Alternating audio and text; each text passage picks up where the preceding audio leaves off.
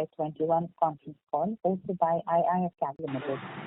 As a reminder, all participant lines will be in the listen-only mode, and there will be an opportunity for you to ask questions after the presentation concludes. Should you need assistance during the conference call, please signal an operator by pressing star then 0 on your touchtone phone. Please note that this conference is being recorded. I now hand the conference over to Mr. Anupam Gupta from IIFL Capital Limited. Thank you, and over to you, sir. Thanks, Aisha. Good morning, everyone, and welcome to the post-results conference call for Tube Investments. It's my pleasure to have the leadership team from Tube Investments joining us for the call, including Mr. William Subbiah, the Managing Director, Mr. Murugappan, the Chairman, Mr. Mahesh Ahuja, who heads the Tube business, Mr. Srinivasan, who heads the Metal Forming business, Mr. K.K. Paul, heading the Cycles business, and Mr. Mahendra Kumar, who is the CFO, along with his finance team. So I'll hand it over to Mr. William for the opening comments and the Q&A thereafter. Over to you, sir. Thanks, Anupam. Thanks a lot, and good morning, everybody. Overall, basically, the board met yesterday and approved the financial results for the quarter and year-end 31st March 2021. This year it took us a bit longer. We kind of close the quarter earlier, but this year it took us a bit longer because we had to wait for CG to complete their results, and so we had CG last week and we're just finishing TI now. The board also declared an interim dividend of 2 rupees per share, and the same was paid to shareholders in March 2021. Now we've recommended a final dividend of 1 rupee 50 paise per share for the financial year 2020-21. Revenue in the fourth quarter was at 1,480 crores compared with 935 crores in the same period last year. The revenue for the year was at 4,256 crores, which is almost at the same levels as the previous years, despite the pandemic impact during Q1. PBT for Q4 was at 175 crores, a growth of 62% over the Q4 last year. And PBT before exceptional items for the year was 381 crores, which is lower by 9.5% versus the previous year. The ROIC before tax was at 31.5% compared with 29% in the same previous year, same period. And free cash flow was at 533 crores, which is 195% of PAT. Now, that's not obviously kind of a normal and sustainable number, but our net debt was reduced from 149 crores in the previous year to a surplus of 10 crores in cash for the current year. Obviously, there are two significant transactions around the free cash flow and net debt. The net debt number also has the impact of both our capital raise and the expenses around the CG acquisition, which was 687.5 crores is what our outgo was. In terms of standalone results, we talked about kind of most of the numbers, so we've covered that. In terms of the individual businesses, revenue for engineering was at 854 in the quarter versus 545 in the corresponding quarter previous year. The PBIT was 92 as against 75. That was a growth of 22%. Revenue for the full year was 2317 crores versus 258 in the previous year, and PBIT was at 251 versus 264 in the same previous year. For the year ended March 2021, ROCE for the business was at 43% as against 40% in the previous year. Cycles and accessories, the division registered revenue of 301 crores during the quarter compared to 129 in the corresponding quarter of the previous year. PBIT was at 17 compared to 6 crores in the corresponding quarter of the previous year. Revenue for the full year was at 847 versus 781 in the previous year, and PBIT was at 44 crores as against 26 crores in the previous year. For the year ended March 2021, the ROCE of the division improved to 62% compared to 15% in the previous year. The revenue for the quarter in metal form products was at 401 compared to 301 in the corresponding quarter. PBT was at 40 compared to 16 in the corresponding quarter of the previous year. Full year for metal form was at 1,274 compared to 1,399, and PBIT was at 87 versus 123. So for the year ended March 2021, ROCE was at 22 versus 27 in the previous year. Obviously, our consolidated numbers will include the 4-month period from CG. So for the quarter, for the quarter consolidated, we have a full quarter of consolidation with CG as well. So for the quarter numbers, PI's consolidated revenue was at 2,733 as against 1,031 in the corresponding quarter, and PBT was at 237 as against 89 in the previous quarter, in the corresponding quarter previous year. And for the whole year, revenues were 6,083 as against 4,750, and the PBT was at 454 versus 425. As we discussed before, the company has acquired a controlling stake in CG Power and Industrial. We currently hold 53%, and with the option to subscribe with better opinion. We will kind of subscribe to, we've got warrants which will basically subscribe to CG in the next 14 months. Shanti Gears basically registered a revenue of 75 crores as against 43 crores in the corresponding quarter of the previous year. PBT for the quarter was at 12 as against 0.5 in the corresponding quarter. Revenue for the full year was at 224 versus 249. PBT for the year was at 26 crores as against 33 crores in the previous year. Commenting on the financial results, Mr. M.A.M. Arunachalam, also known as Mr. Arun Murugappan, who is the chairman of TII, said, TII has closed the year with a healthy performance post-revival of the economy from the first wave of the COVID-19 pandemic. The results are encouraging considering the company had lost almost one full quarter of operations. We are hopeful that with the government's constant endeavor in controlling the spread of the COVID-19 pandemic and efforts towards maintaining the momentum in economic activity, the impetus in our operations is likely to continue. Thank you. I will stop with that, Anupam, and happy to kind of turn it over for questions.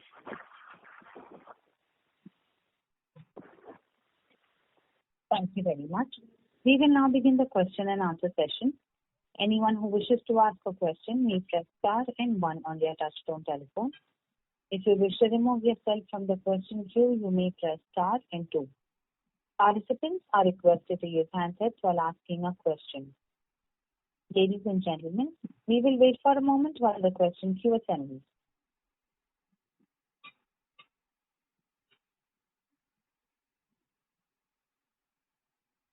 The first question is from the line of Vimal Gohil from Union Asset Management. Please go ahead.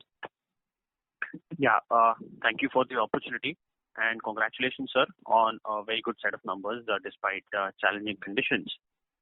Sir, my question is, firstly, I just missed on your comments on the working capital in the standalone business. We've seen receivables sort of increase quite sharply. So just wanted to check if this is the sustainable level. That's question number 1. And the second one would be, will we be able to sort of pass on the commodity impact that we've seen this quarter in the next couple of quarters? So wanted to get an update there. And thirdly, I have some questions on the CG Power, if you wish to take so in this call. Yeah, so first, I think so obviously kind of our preference is we don't want to make this into a CG call. At the right time, when some institutional coverage and other things start, we will start separate calls for CG. So that's a quick take on kind of CG, we'd rather not, because otherwise, what tends to happen is all the questions become CG questions in the TI call, and that can make things a bit confusing. So on first in your question in terms of the working capital number, I think we've, like I've mentioned briefly, this is not a sustainable level. We will kind of go back into positive working capital overall for the company. And so, what happened at the end of last quarter was a convergence of kind of several different phenomena that basically led to this kind of, to a negative working capital number. To your second question on passing on the steel price increases, yes, I believe, our belief is that for a majority of clients, we should be able to pass on. I would say kind of, a majority of the steel price increases. though, we continue to stay concerned that, it is inflating at too high a level and will definitely have other effects. That's kind of, we continue to kind of be quite concerned about the levels at which commodity prices are today. So would it be fair to say that maybe a couple of quarters down the line, if at all the commodities sort of stop rallying here, in a hypothetical situation, you will be able to sort of recoup your gross margins? This is for the standalone business. Yes, that is our belief. Okay.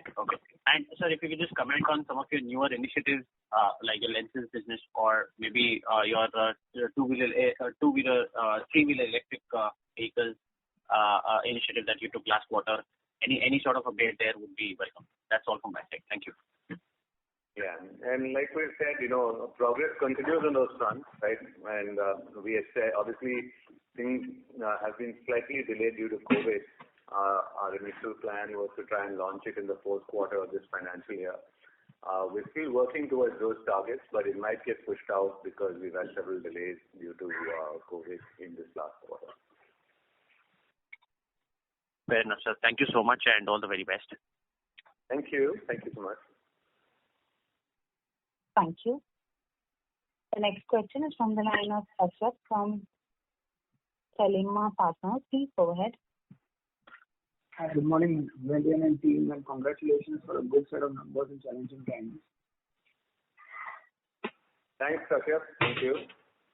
Yeah, just a couple of questions. Firstly, we've seen very good growth in the cycles division, and historically, this used to be a division where the growth aspirations from the management side itself were like 5 to 7%, which would include, maybe 2% price growth and 5-6% volume growth. And obviously, we've seen quite a steady number this time. So and I remember you citing in earlier calls that the division head of cycles had an aspiration to be the best performing division, and we are already seeing some of those things panning out.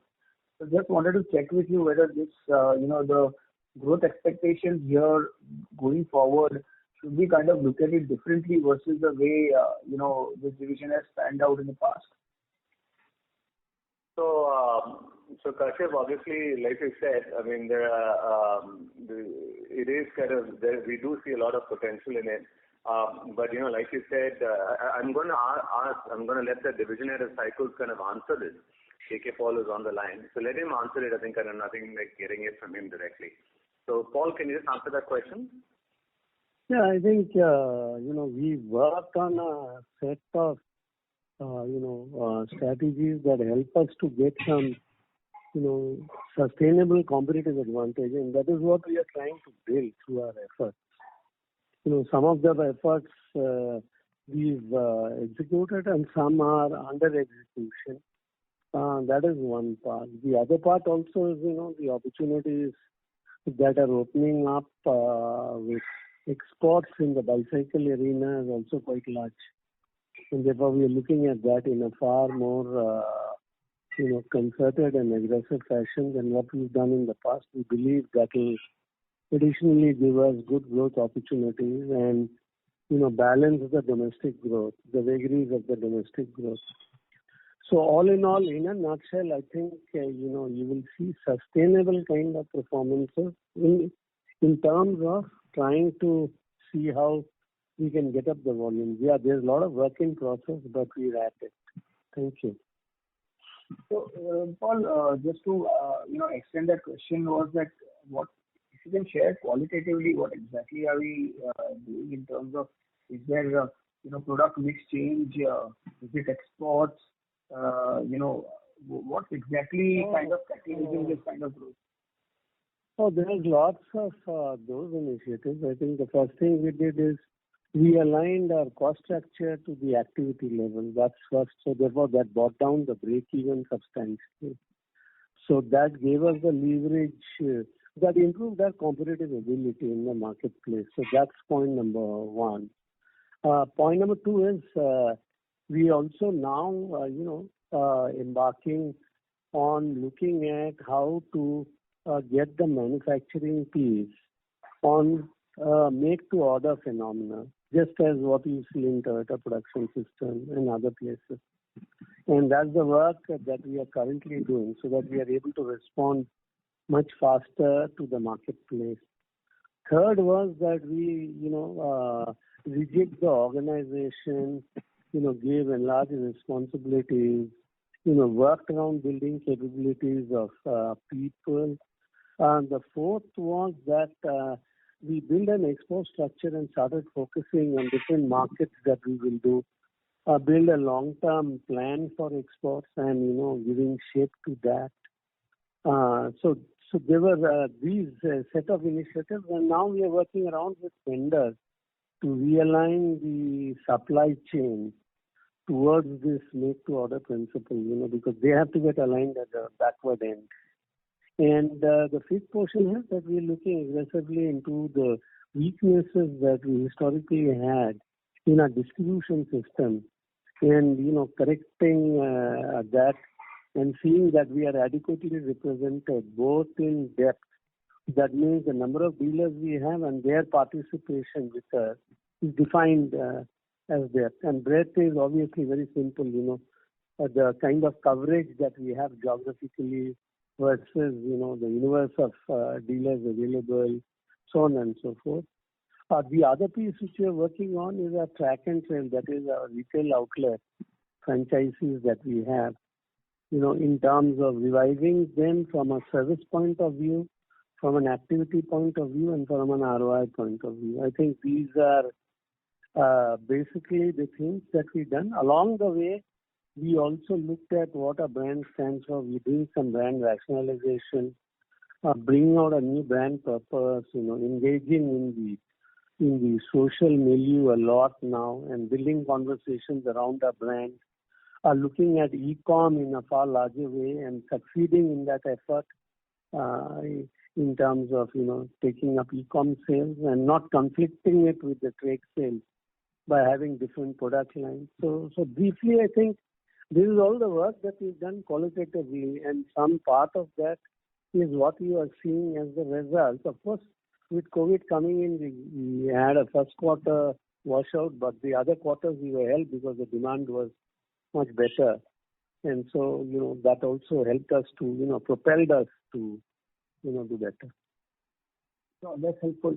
Sorry, just last question from Sulan. While steel prices and definitely are, a bit of a concern, but at the same time, wouldn't that be an opportunity from an export standpoint, because Indian pricing is still at a discount to global pricing as far as steel is concerned? So when it comes to engineering exports, would it kind of open up the competitiveness further towards our favor, and will we be able to, scale up exports much more than what we were thinking about earlier? Yeah, so Kashyap, that's a good question, and I will let Mukesh answer that. And to summarize, Kashyap, on your last question, right? Just to summarize what Paul said. See, basically the first step that Paul's really done is kind of make the place extremely competitive, right? So we made ourselves a lot more competitive by improving, on the QCD dimensions like he talked about. And we're still going to continue to invest in a lot more to kind of make ourselves even much more competitive there. Like we told you with the Japanese and kind of, so a lot more investment to be done there. So given that, in cycles where, he's talked about 4 growth vectors. One is increasing domestic market share. The second is, looking at mix, right?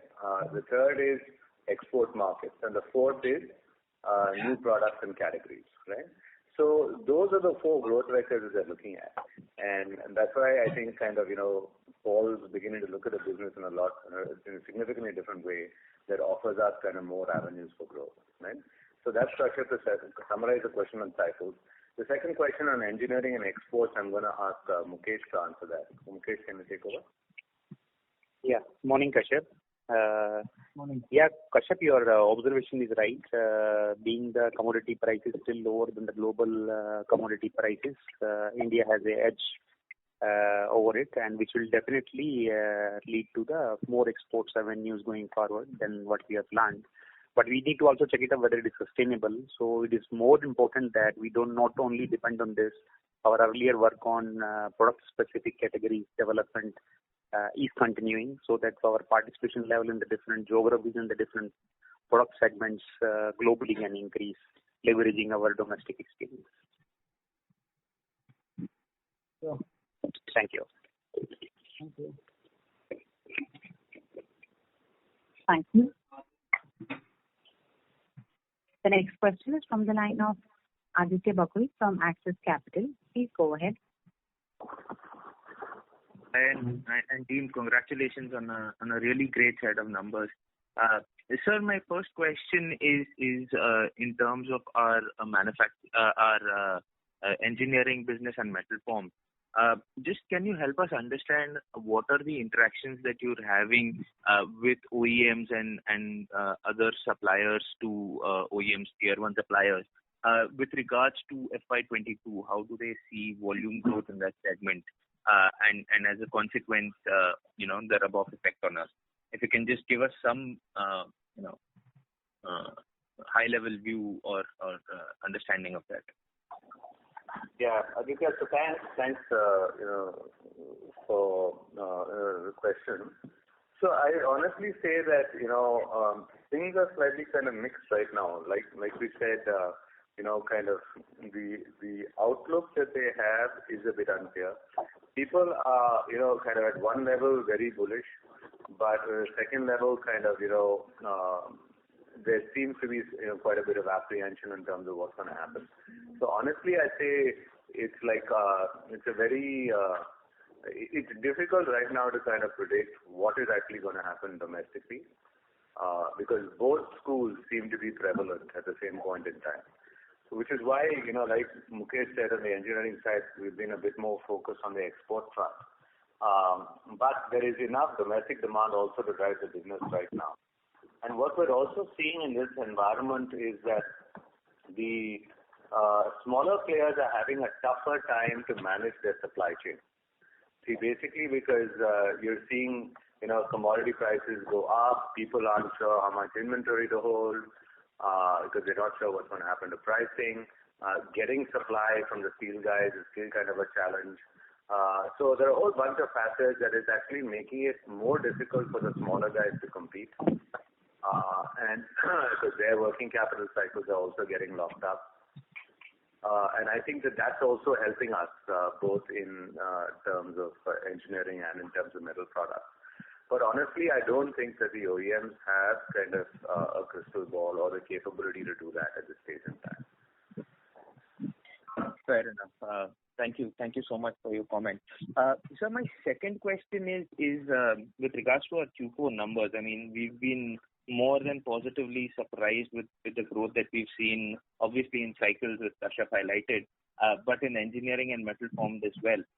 So just can you help us understand, if we were to decompose this, how much of this would be purely on account of the commodity cost and how much would be the inherent volume growth sort of equivalent? Yeah, so the commodity cost passing on to the customers, as you know, it will take some time.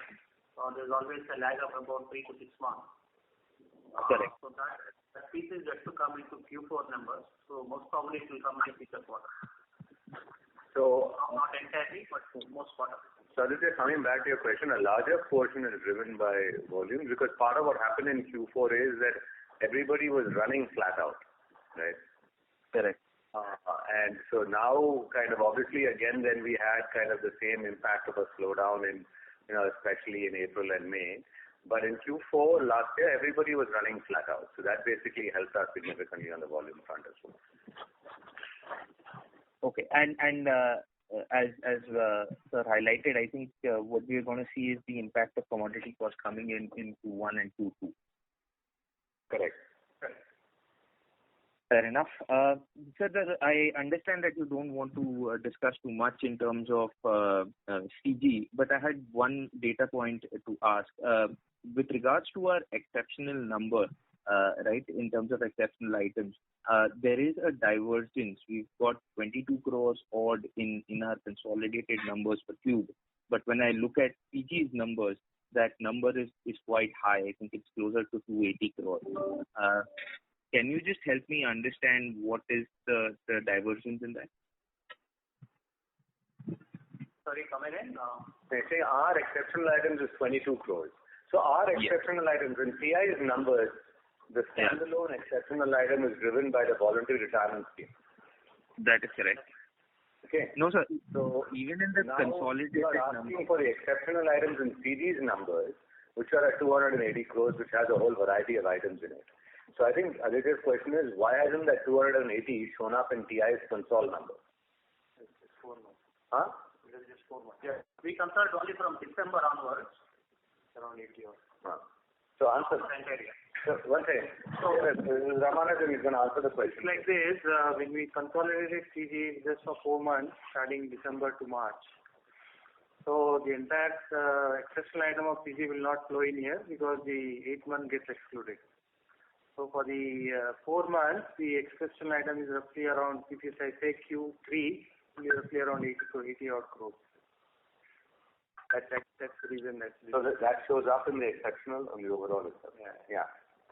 So Aditya, I don't know if that answers your question. Maybe I can take it up with Mr. Ramanujam offline after the. Sure. You can reach out. Yep. Okay. Great. Thank you so much for answering the questions, Mr. Velayan and team, and best of luck for the quarters to come. Thank you. Thanks so much, Aditya. Thank you. The next question from the line of Ankit Merchant from First Investment. Please go ahead. Yeah, good morning and thank you for the opportunity. My question is related to TIDC India. So can you shed some light on the TIDC India? How is the transmission chain business doing for us? As well as if you could help us bifurcate the two-wheeler and the industrial chain division. Yeah, so obviously we don't report kind of performance data at the business unit level. But a broad indication, I'd let Mr. K.R. Srinivasan, who heads that division, give you some broad guidance on how the businesses are doing. In short, both those businesses have been doing well, but I'll let KRS kind of talk a bit more about it. Yeah, good morning. Srinivasan here.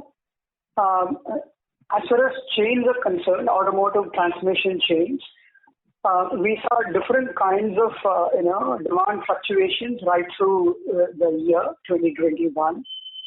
The first quarter last year was affected by pandemic, and then we had some good traction in the aftermarket demand in the remaining quarters, basically driven by the consumption at the vehicle maintenance in the market. So that really helped us to improve our market in the aftermarket. And the OEMs were actually following the demand curve, the lockdown, and then market opens up and then lockdown. So they were actually managing the pipeline inventory right through the year. That is how the productions were going up and down. So we need to dovetail our operational level for OEMs suitable to their demand, which continues this year as well. And coming to the industrial chains have done pretty well. Of course, they were affected in the domestic demand initially because of pandemic, and then this division came back very strongly post pandemic, and then we did some impressive sales in the domestic demand. Even exports have done pretty well, though the export markets were affected because of logistics and also other demand fluctuation issues. Overall, the division came back very strongly, and we see the traction continuing this year as well. Sure, that's helpful. Just a follow-up on the automotive chain segment. Would it be possible to share how much of the revenues come from two-wheeler or from the passenger vehicle or the other segment? Mahindra? Yeah, we don't usually share data at that granular level. Yeah. No worries. Absolutely not to. Okay. And also, if you could give the outlook on the automotive chain segment, like if the EV transition takes in, then how do we plan to navigate through this EV scenario? Yeah, that is a very good question. Actually, like always, Mr. Villain says, we don't have a crystal ball to project the future. But however, we are preparing ourselves to face the EV because EV will have some impact, but not immediately. Maybe a few years down the line, we'll have some impact. So we are preparing ourselves with suitable, alternate strategies within the division for, facing that. Sure, but that would be we would be much more focused on the aftermarket side, right? If the EV really fixes. Yeah, you're right. So aftermarket would continue for pretty more years, even though the OEMs EV, because of EV demand is the IC engine demand comes down, the aftermarket would continue for many more years. Yeah, our belief is that the aftermarket can sustain for up to 10 years after the demand. Correct.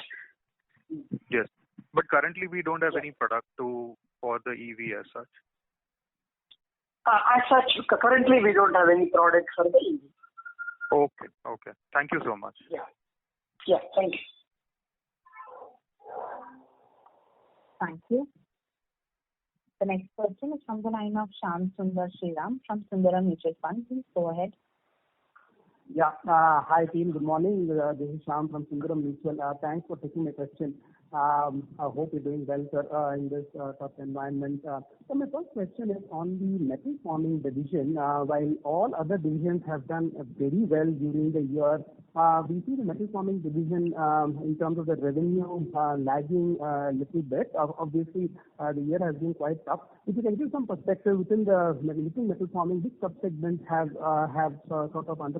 pulled down the performance of the overall division? That is my first question. And secondly, on the engineering side, you did talk about the unorganized segment facing challenges, etc. Both on the engineering as well as the metal forming. So put together, have you gained market share in any sub-segments per se? The reason I'm asking specifically on engineering is we seem to be doing extremely well from a revenue growth perspective on that front. So are there any share gains in any sub-segment within that? If you can give some perspective on that as well.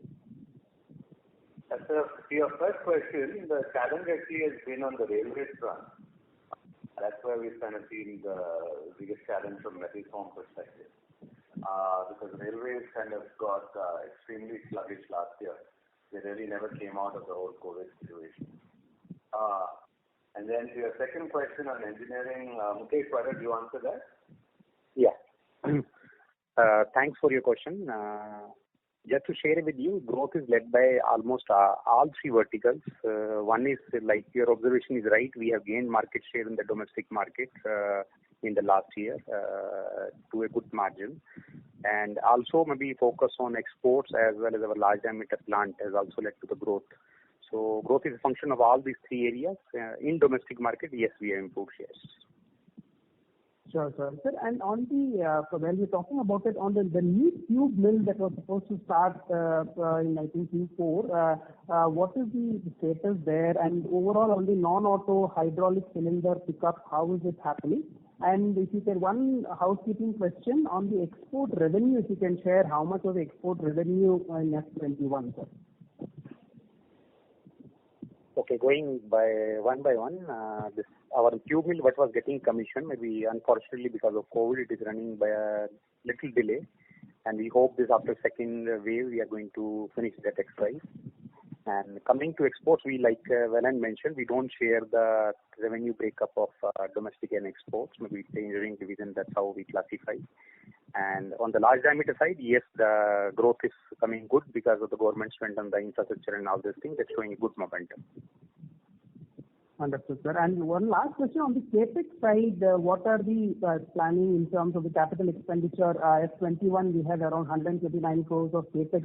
How are we looking at capital spends in F22 and 23? Broadly, some perspective there, and where are we trying to spend that? If you can share on this slide. Yeah, Shyam. So this year the capex could be in the range of 200 to 250 crores. A major part of that will be towards the EV project which we are working on. Plus there are a few expansion plans which we have in chains business and also in engineering business. Sir, sorry, which project you are working on, sir? I missed that. The EV, electric vehicle project. Okay, 3-wheeler project. Okay. Understood. Thank you very much, sir. I'll call back in a bit. Thank you. Thank you. Thank you. The next question is from the line of Abhishek Ghosh from DSP Mutual Fund. Please go ahead. Yeah, hi sir. Thanks for the opportunity. So I had a few questions. First, the cycle division, when we are looking at the export opportunity, will it be in form of B2C or a B2B format, or will it be a mix of both? So it's probably, I mean, are you saying are we going to go direct and kind of try to sell the customers with our own brand in the foreign market? The answer is no. Yeah. B2B. Okay. And while we have seen a sharp improvement in the revenues of cycle division on a quarter-on-quarter basis up to that 300 crore kind of a mark, the corresponding margins have not come in. But I thought since it's more of B2C business, gross margins should have been stable. So how should one look at the margin profile of the cycle business more from a medium-term perspective? Is it more like a 5-6% margin business, or is it like a double-digit kind of a margin business? How should one look at it? So, Mahendra, do you want to take kind of that? I mean, how Paul? So you're talking about full year numbers, or what are you comparing this? Full year or Q4? I'm saying I'm not looking at full year because 1Q was an aberration. If I look at more like an exit number of 300 crores kind of a revenue that you've done for the quarter, with corresponding 5.5% margins. So I'm just trying to see that in a medium term, given the competitive intensity that one has seen in the domestic market, that has kind of come off because of a large player going off, the demand pool that is coming, plus the export opportunities. So more from a medium term perspective, is this cycle business at is it like a double-digit margin business for you all, or is it more like 7% margin? Just wanted to get that aspect clear more from a medium-term perspective. It may not be a double-digit margin, but there may be some opportunity for further improvement, but it won't be a double-digit margin. Broadly, I would say Paul and team are looking to improve margins. Paul, do you want to comment? Paul and team are looking to improve margins more, but they've already improved margins significantly from what the numbers used to be. Compared to last year, there was already a significant improvement. Yeah, correct. And sir, the other thing is now you have this portfolio of Shanti Gears, CG Power, Tube, and there are a lot of commonalities between industrial gears. CG also does a lot of business with railways. Tube also does a lot of business with railways. So are the teams already kind of interacting with each other? Is there some kind of synergies that are happening, or you just want to consolidate CG and then probably get into those kind of initiatives? How should one look at it? Yeah, so I'd say like this year is more of a year of consolidation to each of the individual businesses. Just to give you a sense, even in railways, in CG, their interaction has predominantly been with the powertrain, right, with the engine side. And TI's interactions have mainly been with kind of the coaches side. Right? And so they're made in totally separate kind of facilities, so on and so forth. So at a first stage, kind of our focus is just consolidating the existing business. And then at a second stage, we will move to, integration between the two businesses. Okay. And just coming to one element also, do you believe that railways would be weak in FY22 as well because of the similar trends continue as of FY21? So the metal form division could see a drag in FY22 as well because of the railways not doing well? Yes, you want to provide a perspective on railways? Yeah. Right through last year, the coach factories were having challenges in continuing the operations. Even now we see that because of the lockdowns in all the zones wherever the coach factories are situated, both in south and north. But slowly they are opening up. The allocations from the ministry need to improve. But our interactions with the railway authorities is really promising. They see that maybe third quarter of this year, things would, come back to normal is what is their guess. We need to wait and watch. Maybe next quarter will throw more light on this. But definitely government is committed to, spending more in railways, both in coach and other areas, in the safety areas.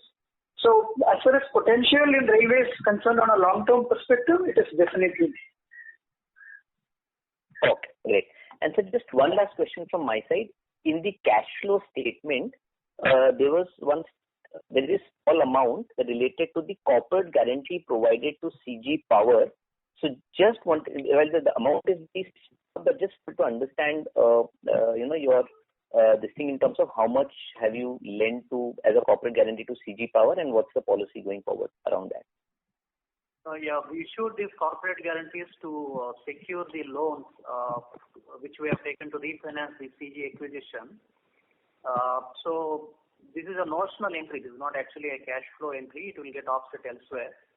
So this is a notional entry which we have to pass based on India's law. Oh, great. Okay, sir. Thank you so much for answering my questions. All the best. Thank you. Thank you. Thank you. The next question is from the line of Anupam Gupta. Please go ahead. Sir, a couple of questions. Firstly, on the cycle business, while the period after COVID has been very strong, but do you expect the domestic market to keep growing at this healthy pace, or should it revert back to the older pace which you were thinking before the COVID stuff? I think somebody had asked this question earlier, saying kind of what's the outlook? I think like we said, at this point in time, it's very difficult to kind of say what is the outlook going to be, right? So I think we just have to wait and see. It's very difficult to predict that right now. Okay, understand. Obviously, there is a school that says, hey, demand is going to pick up, but we don't want to kind of make that assumption right now. Like both kind of Mukesh and Paul said, there's an increasing focus on exports as well. And so we're hoping that will also help us because we are seeing good export demand.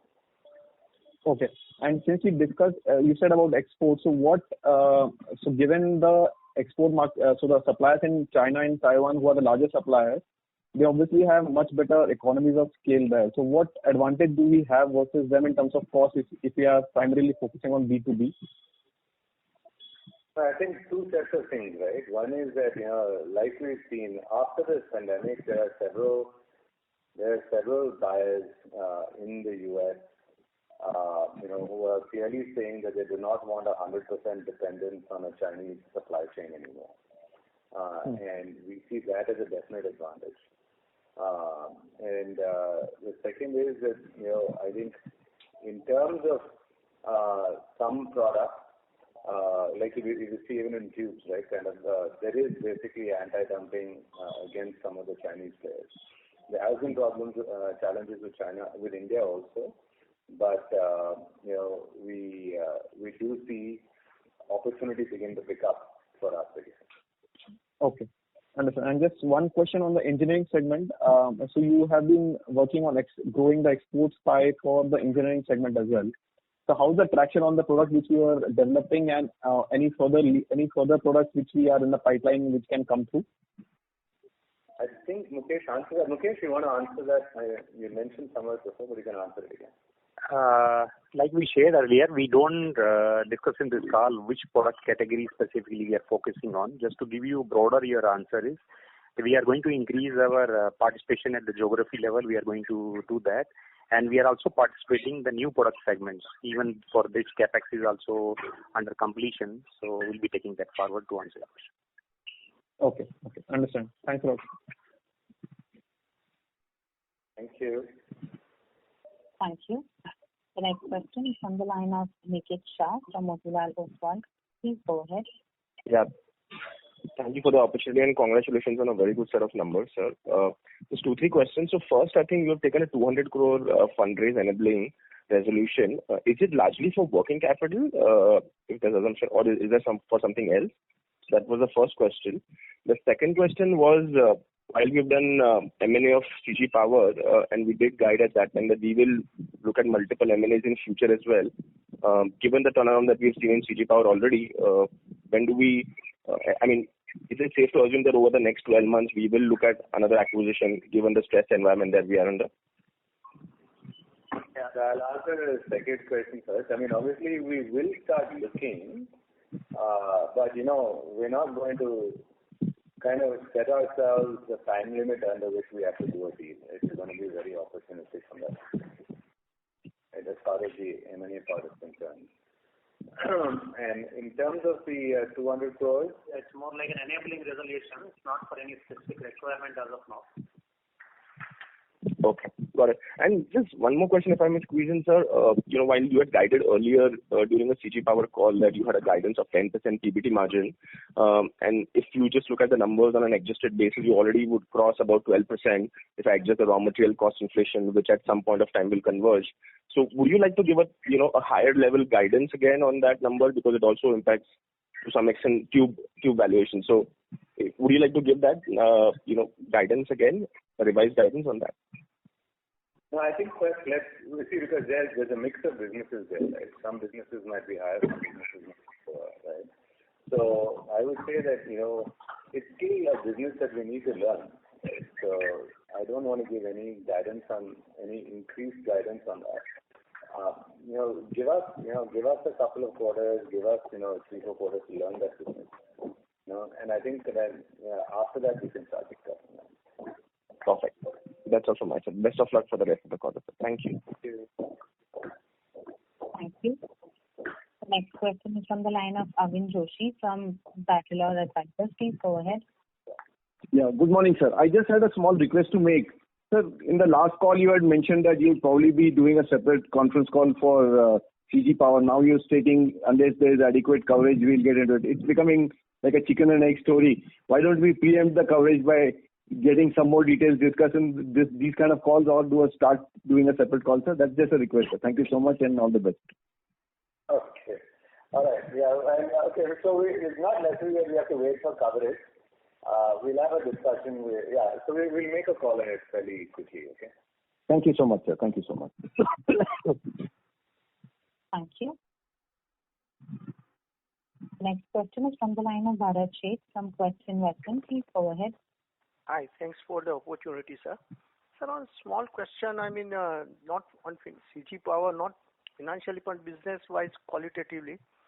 In CG Power, I understand we have a smaller motor business also, and with GST coming in and this COVID, there is a lot of consolidation is happening. So if you can share some color, and are we working, for this small motor business for EV vehicle? So like we said, sir, we'll start doing separate CG calls. I think basically we are looking at motors for EV, but it's still in early days. I'm not sure what you mean by small motors, but kind of obviously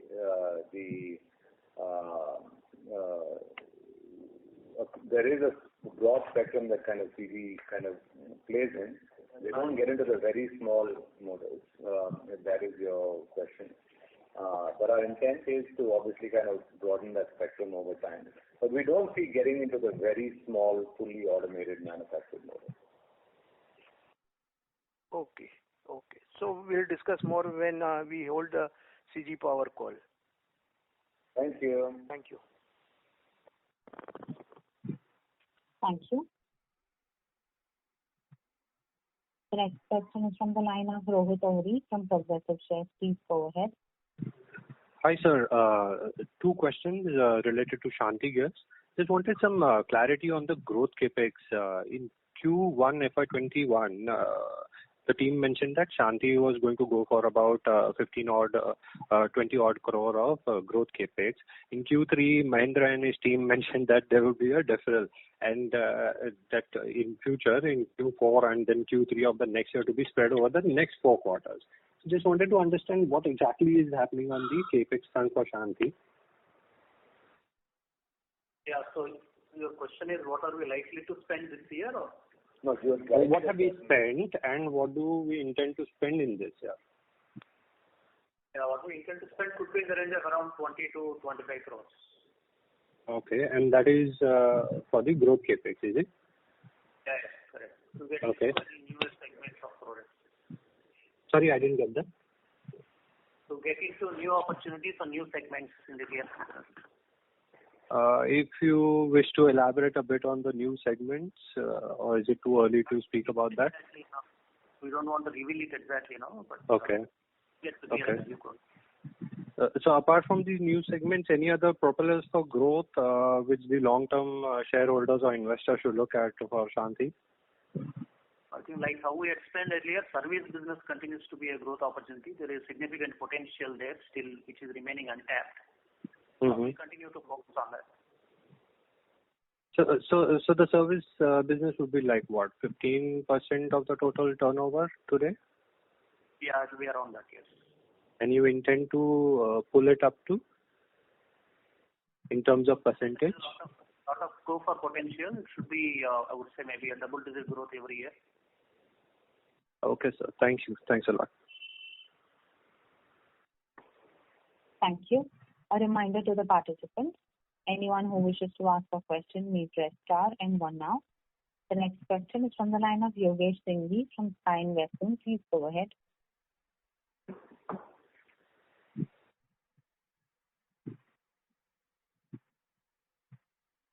Hi, Yogesh. Yogesh, your line is in talk mode. You can go ahead, please. We would request you to unmute yourself if muted from the handset. Due to no response, we move to the next question. From the line of VP Rajesh from Banyan Capital. Please go ahead. Thanks for the opportunity. Most of my questions have been answered. Just a couple of ones on Shanthi Gears. What is the capacity utilization in that business? And secondly, what is the growth prospects you see over the next 2-3 years, given the government's thrust on manufacturing and infrastructure? Yeah, so capacity utilization obviously is kind of done at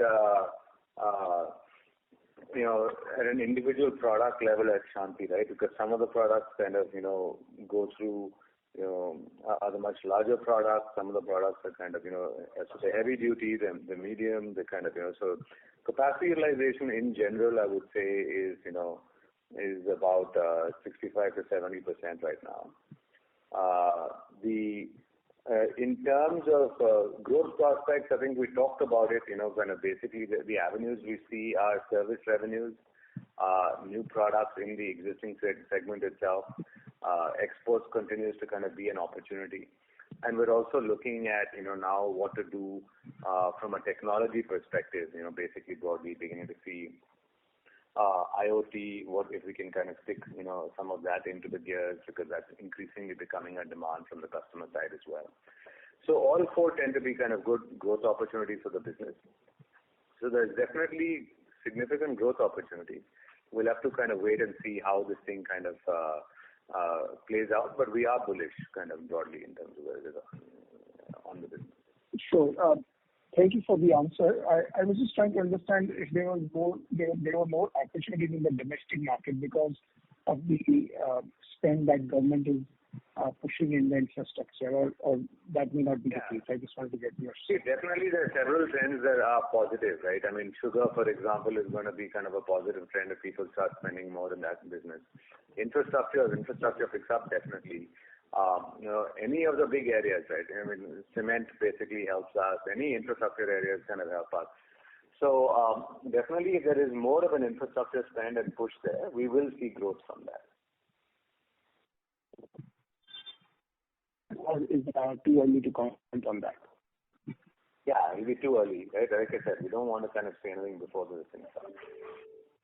Okay, thank you so much. Appreciate it. Yeah, thank you. Thank you.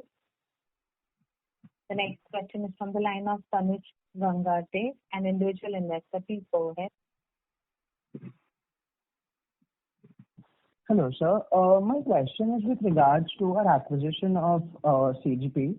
In the total corpus of outstanding warrants that TI possesses, is there any data that we have as to how much of it has already been utilized and converted to shareholding, and what is an approximate timeline as to when TI is going to utilize all of their warrants and convert them into shares?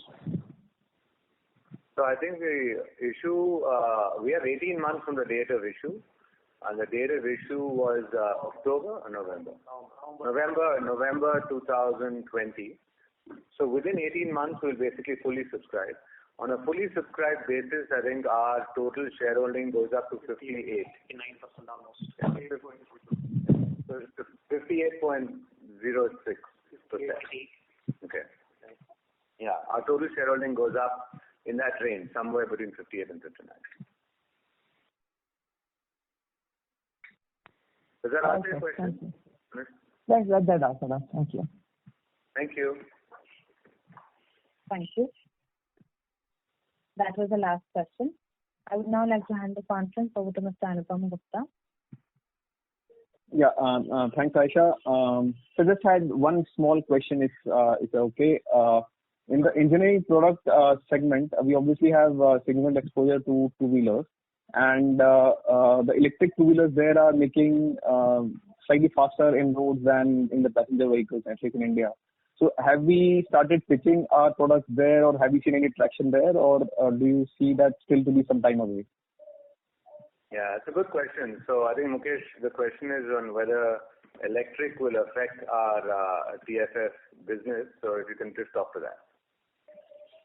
Actually, it is going to increase the growth opportunity because if we go through the segments, the scooters are taking the first priority for the electrification in the two-wheeler segment, and the TFF segment is going to increase by introduction of EV.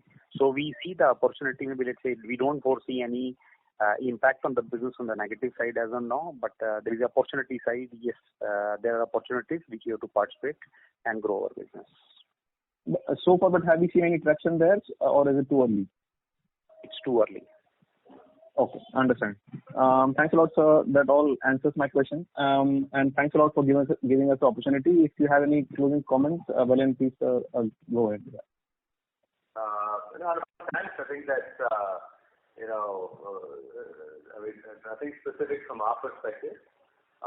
Like we have said, our ability, our focus continues on the key areas, including lean as an opportunity for performance improvement, TQM, all of those efforts continue, and we do see more performance improvement opportunities, just from those itself, in addition to some of the new areas and growth that we're looking at. So, with that, we also close our commentary. Thank you, and look forward to interacting with you next quarter. Thank you. Thanks a lot, sir. Thank you. Thank you. Thank you. On behalf of IIFL Capital Limited, that concludes this conference. Thank you everyone for joining us, and you may now disconnect your lines.